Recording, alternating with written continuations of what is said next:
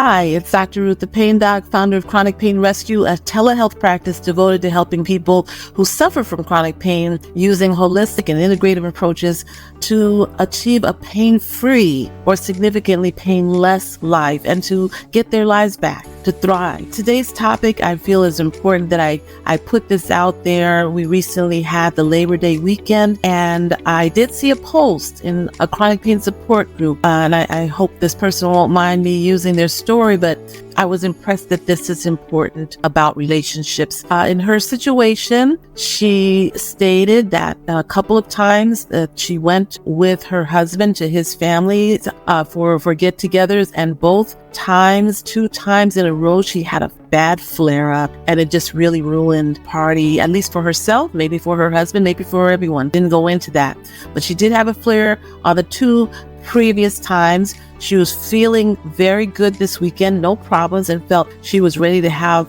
some sort of outing or event, a plan thing with her husband. But he, without notice, said he was going to be with his family and left her. And she was very hurt, very upset, and understandably. But I wanted to bring this because I'm sure that people in general have issues or problems. Chronic pain can add additional problems, and it can cause problems when you have family partners who may or may not be understanding. There's a book that I am reading, actually my fiance and I've been reading for some time. So we've taken our time, we're not finished with it, but it's called Love Busters: Overcoming Habits That Destroy Romantic Love, by Willard Harley Jr. So I just think it's a very insightful book. Some of the things that can cause problems in relationships, not just marriages, include selfish demands,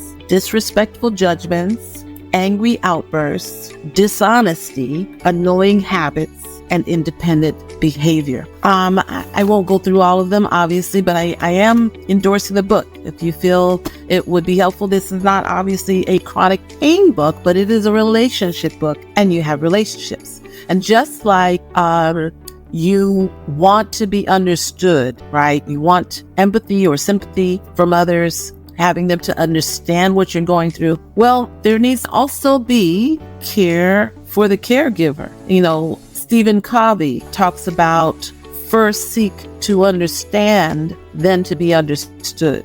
And so many of us don't do that. We don't get enough. We get a lot of information on how to communicate and how to talk and how to express our feelings and getting our word out there to others. We don't get enough instruction on how to listen to others, which is also an important part of communication. We shouldn't just be listening only enough to be able to come with a comeback, an argument to disqualify what the other person is saying. We should be really listening to get an understanding. And I imagine in the case of this person that shared it, it may be just that her husband didn't bring up what he planned to do because he didn't want to argue about it. The thing in Harley's book that I was impressed with, it's in the beginning of the book. Basically, he attributes our love or our hearts to banks. Right? We have a giver, that part of us that gives selflessly, doesn't consider ourselves, but only the needs of our partner or that loved one. And then we have a taker, and that taker could care less about the other person, only concerned about self. And if helping myself, meeting the needs of myself, ignores the needs of the other, the taker is fine with that. And it's interesting that in a marriage relationship, one of the few relationships on earth that it seems that our giver and our taker are in full view. We can go to the bank or the store, maybe at work, and people don't see, maybe, if you're cool, you don't let them see that whatever negative side there is of you. But home, man, it all comes out, and you feel like justified. You feel like, well, they love me. They should be able to take this and see this. That's not always a good thing. we need to learn when I want plan A, my partner wants plan B. Well, to do either or, especially if that's on a regular basis, is not a good thing. What we need to be able to do is come together and talk it through and find out what plan C is. A plan C that takes my needs and their needs into account, and that we actually work together. Yes, it may be harder to do. It does require listening. It may require compromise, but we shouldn't compromise at the expense of one and not the other. Your partner has to, as he says, enthusiastically agree. So that's mostly what I want to share with you today. As I said, it's a great book. Not having angry outbursts. Hard to do, especially you feel bad. I know people with end stage anything, if you're talking about end stage renal disease, end stage heart disease, end stage lung disease, and chronic pain, though it's not necessarily end stage. All of those things are prone to having irritability because you feel bad. When you feel bad, you may take that out on other people. You may appear to be a miserable person, a mean person, a sullen person, not meaning to be. But then you don't want to put on a fake smile either. So I get that. What I'm sharing, this is obviously very short. There's a whole lot more that could be said.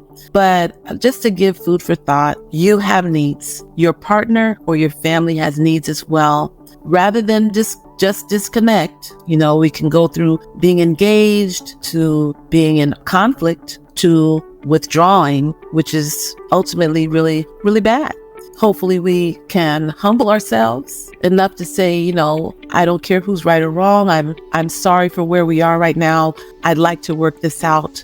It's a place to start. Somebody, in order to get back together, somebody kind of has to give in. But I hope this helps. Your issues, when you have chronic pain, it's not just one issue. It's not just about the pain. It's not just about getting enough sleep, but it's not just about anxiety. There's a whole host of things, including relationships, that should be addressed and can get better. This is pretty much all I've got to share. If you think that you would benefit from working with a health coach to relieve your pain, and if you're willing to practice healthy lifestyle, those changes, maybe necessary changes, I'm here. You can sign up on my website. You can look on social media posts to either schedule a 30-minute free consultation or sign up to work with me in one of the programs, either one-on-one or with a group. I'm here available waiting.